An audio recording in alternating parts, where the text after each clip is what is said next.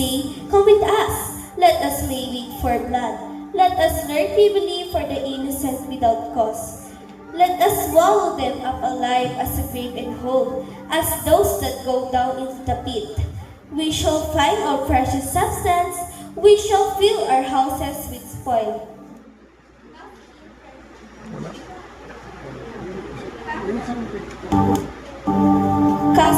Cast in their lot among us, let us all have one purse. My son, walk not thou in the way with them. Refrain thy foot from their path, for their feet run to evil, and make haste to shed blood. Surely in vain the net is spread in the sight of any bird.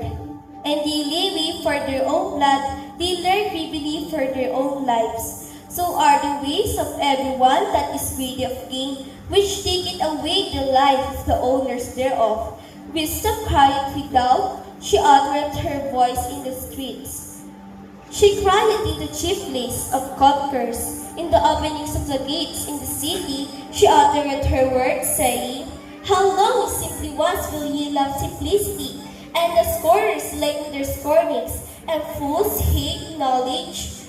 Turn ye on my reproof, behold, I will pour out my spirit unto you, I will make known my words unto you. Because I have called and ye refused, I have stretched out my hand, and no one regarded. But ye had set at not all my counsel, and would not my reproof. I also will laugh at your calamity, I will mock when your fear cometh. When your fear cometh as desolation, and your destruction cometh as a whirlwind, when disease of ambush cometh upon you. Then shall they call upon me, but I will not answer. They shall seek me early, but they shall not find me. For they hated knowledge and did not choose the fear of the Lord.